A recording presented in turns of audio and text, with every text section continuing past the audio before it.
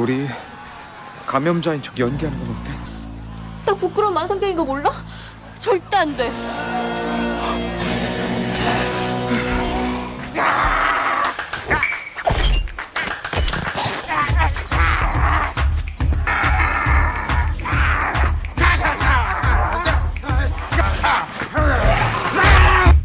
This story centers on a middle-aged man named Jeong Hwan, a single father who works as a wild animal trainer at a zoo.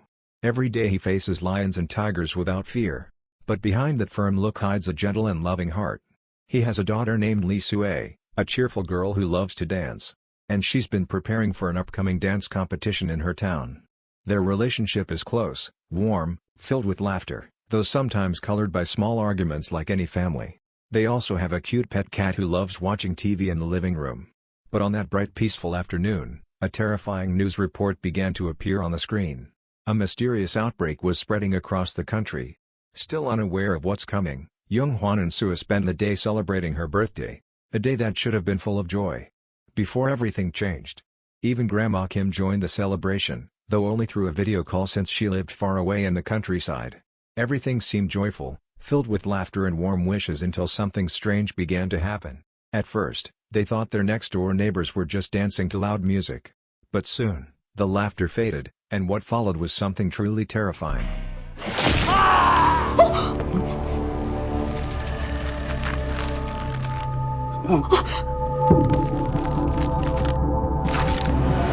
The zombie outbreak that was reported on TV had finally reached their neighborhood.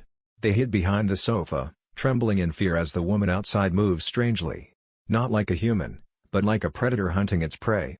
Realizing the danger, Jeong Hwan whispered to his daughter, telling Sue to run into her room and stay there with their cat.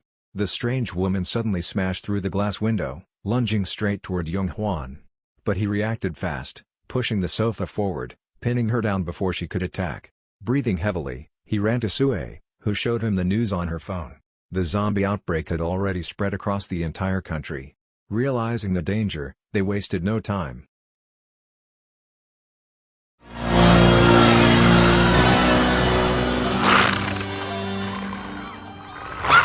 우리 감염자인 척 연기하는 건 어때? 나 부끄러운 만성병인 거 몰라? 절대 안 돼.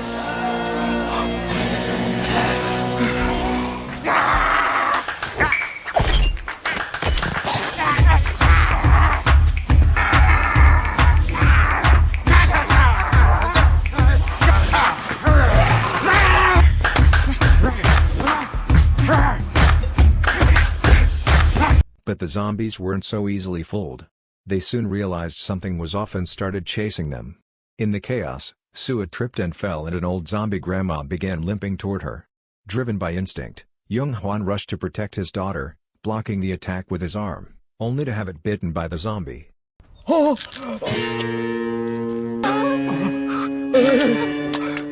Her teeth were fake. The situation had now spiraled completely out of control.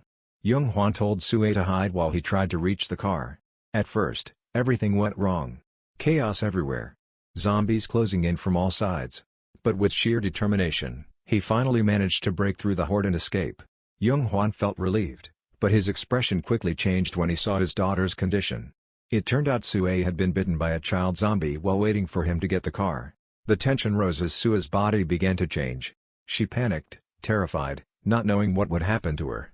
Jeong Hwan tried to calm her down, saying everything would be fine, but the virus had already spread through her body. Moments later, Sue turned and attacked her own father.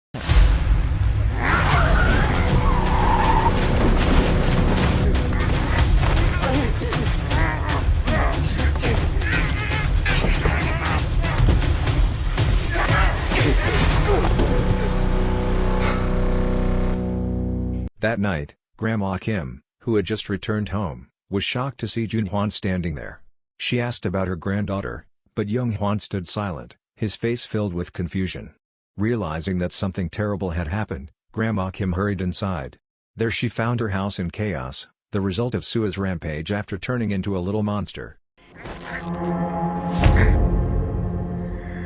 아, 씨발 할매 방에다가 이 뭔 연병을 해놨대?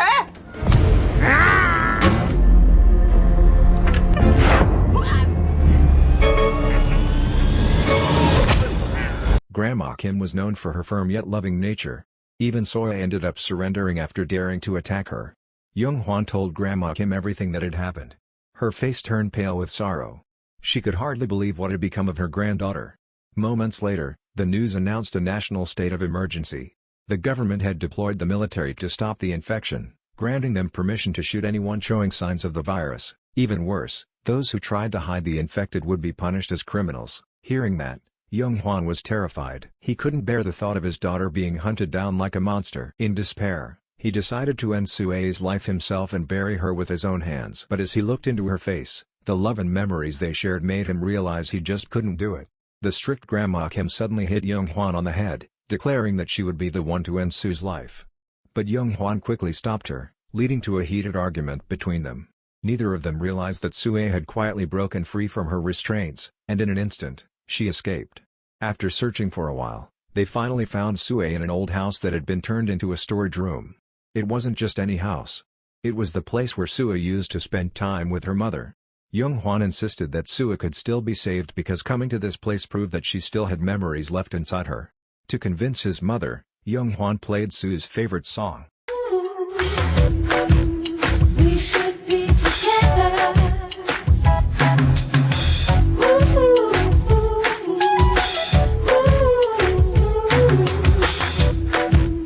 It should be forever.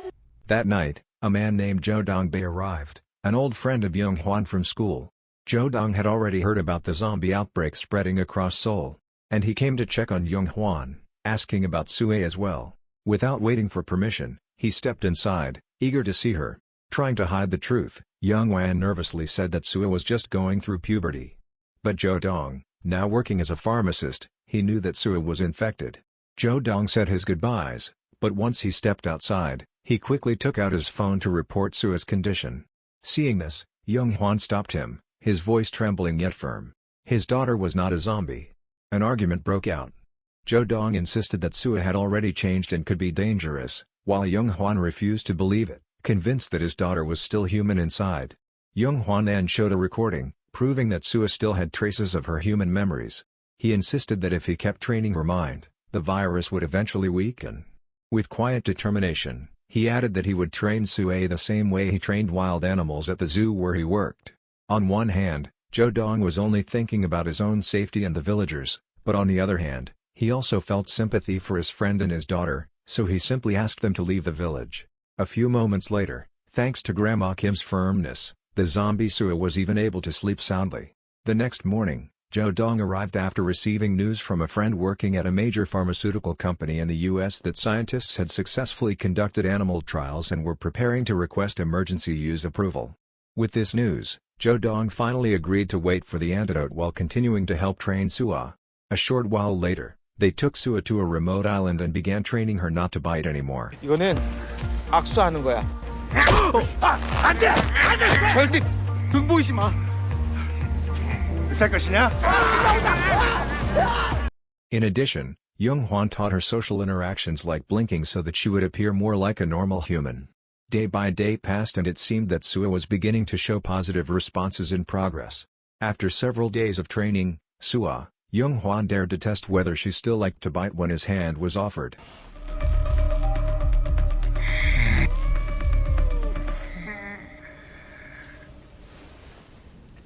잘했어. That is so. It seemed that his effort had paid off and he began teaching her how to speak. However, she still struggled to utter even a single word. 할미. 할미.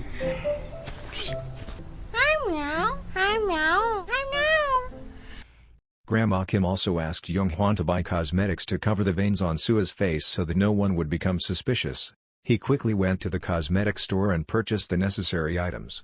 However, at the store, Jeong Hwan had to hide when he accidentally spotted an acquaintance and his first love, Jeong Hwan.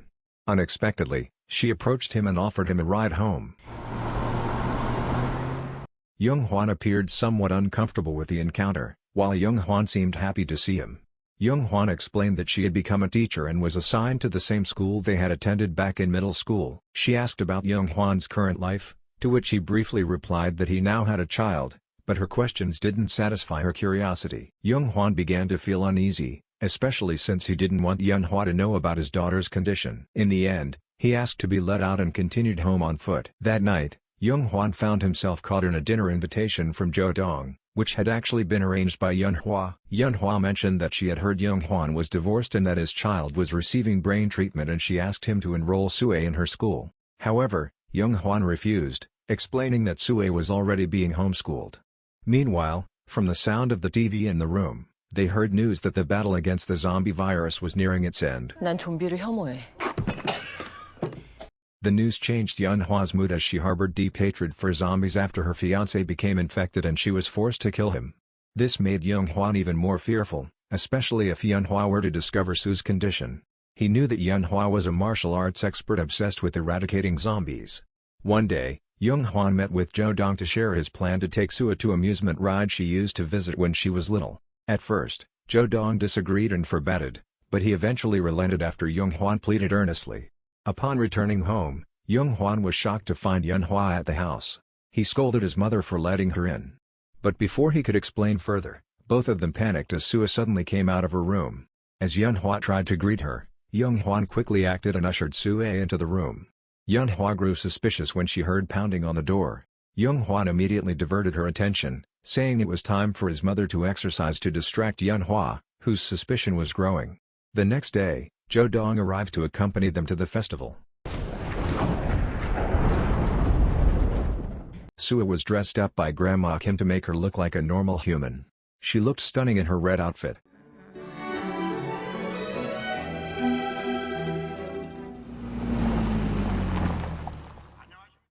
They enjoyed the excitement of the various rides at the festival. There, Jeong Hwan also tried to stimulate Sue's memories. Soon after, Yeo-jeong brought news that the virus vaccine would soon be available. The news made them cheer with joy, knowing that Sue would soon receive her vaccination. However, without them realizing, Sue disappeared while they were cheering. She seemed to be searching for something and accidentally bumped into a woman. The woman looked suspicious and frightened at the zombie-like appearance on Sue's face. Sue then went to a churros vendor, took one, and walked away without paying. The vendor chased after her. But fortunately, Jeong Hwan, who looked extremely worried, soon found Sue. As she was about to pay, a miracle happened. Should I say? Should Sue managed to speak her first word, and it moved Jeong Hwan deeply. At the same time, Grandma Kim, who had just returned home, was shocked to see Yeon-hwa in the house, even carrying a stick. It turned out that Yeon-hwa had discovered evidence of a zombie within Sue's body. She asked about Sue's mother, who had been absent from the beginning. Grandma Kim explained that Sue's mother had long passed away and that Jeong Hwan was not Sue's biological father, but rather the younger brother of Sue's mother. One night on Jeong Hwan's birthday, his friends asked him to come celebrate. Jeong Hwan left Sue asleep alone. His older sibling scolded him over the phone, but unbeknownst to him, a car hit the sibling, resulting in their death. From that moment on, Jeong Hwan decided to become a father to Sue. This story made Yeon-hwa feel some sympathy and understand the situation. A short while later, Jeong Hwan arrived at Grandma Kim's house and encountered Yeon-hwa.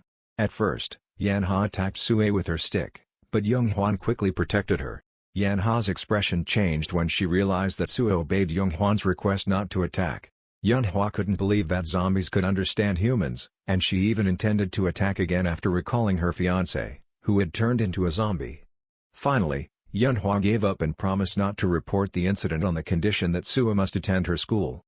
To avoid suspicion on her first day at school, Sue was introduced as a child who had recently been in an accident, leaving her vocabulary very limited. Soon after, Jeong Hwan arrived to bring her a packed meal. Two female students took the opportunity to bother Sue. They were upset by Sue's responses, which seemed unappreciative, causing her eyes to change. Hearing the screams, Jeong Hwan quickly adjusted his daughter's eyes. It didn't stop there. The two students challenged Sue to a 2-2 basketball game where Sue teamed up with Yeon-hwa against the mischievous pair. Given her current condition, Sue struggled to compete. She could only endure being hit by the ball, causing her face to distort. Jeong Hwan quickly took Sue to Yeo-jeong's clinic. After several attempts, Yeo-jeong managed to restore Sue's facial contours to normal. Yeon-hwa came to apologize for the incident. She also delivered an apple from Sue's friends, who apparently felt remorse for bothering her. Elsewhere, Sue was playing cards with Grandma Kim. Soon after, a man appeared. Sua's biological father, who was evil. Apparently, the unusual moment of Sua at the amusement ride had been recorded and widely circulated. He intended to take Sua and exchange her for a cash reward from the government, which offered money to anyone reporting someone infected. This evil man didn't hesitate to harm the orange cat and Grandma Kim, who tried to stop him.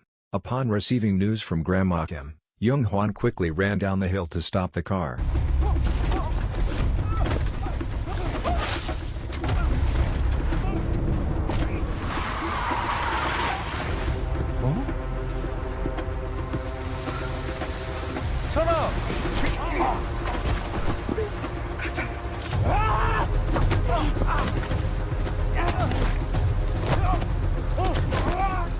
Turn up. He confronted the man and beat him until the man begged for mercy. Out of fear, the man admitted that the video of Sue at the amusement ride had spread and offered to split the cash reward with Jeong Hwan to influence him. The conversation made Jeong Hwan careless and he was bitten, putting him in a desperate situation. Seeing her father in distress, Sue's anger flared. She despised the evil man and then attacked and bit him, turning him into a zombie.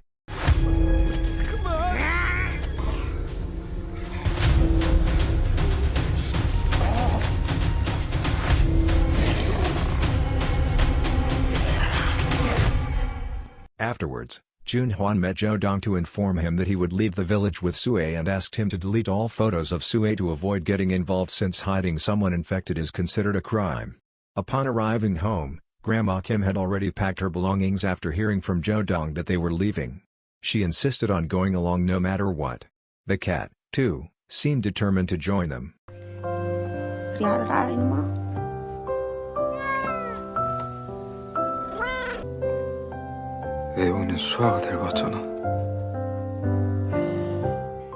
The next morning before leaving, Jeong Hwan entrusted a letter to Yeon-hwa. Grandma Kim, who wanted to deliver it, happened to meet Yeon-hwa on the road, and they started talking. However, as she was about to hand over the letter, a group of security officers passed by. Grandma Kim realized that the troops were hunting Sue and immediately asked Yeon-hwa to turn the car around. She tried to call Jeong Hwan, but unfortunately the number was inactive. Remembering the letter in her hand, she grew suspicious and quickly opened it.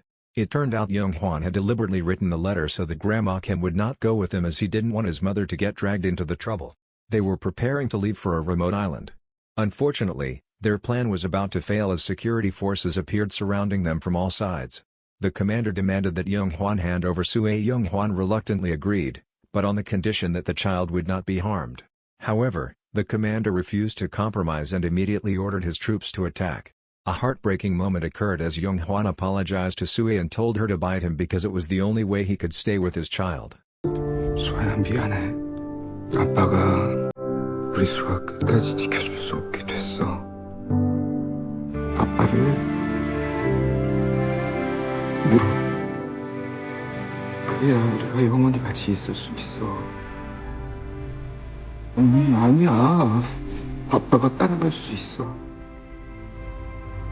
아빠를 물어, 수아야. The security forces managed to break in and were now aiming at Sua. As they opened fire, Jeong Hwan, who was beginning to turn into a zombie, sacrificed himself. As Sua called out and cried for her father, the commander ordered the firing to stop, explaining that zombies cannot speak or cry.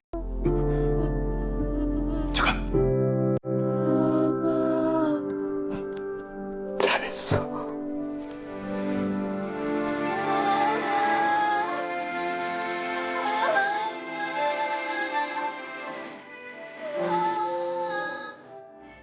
3 months later, Sue woke up in the hospital surrounded by her loved ones. She had fully recovered from the zombie virus. Previously, Sue had been given an antigen derived from her father's body. It turned out that experts had discovered virus-neutralizing antibodies in Jeong Hwan's system.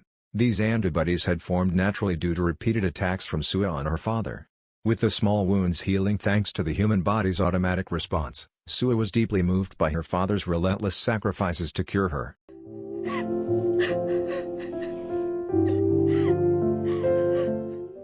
Now, Sue strives to make her father proud by participating in a dance competition. And the film comes to an end. This film isn't just a zombie story. It also teaches us about sacrifice and unconditional love. So, If your child or someone you love turned into a zombie, would you protect them like Jeong Hwan or report them immediately? Share your answer in the comments below. Don't forget to like, comment, and subscribe to this channel, because more exciting content is coming up. See you next time. Bye bye.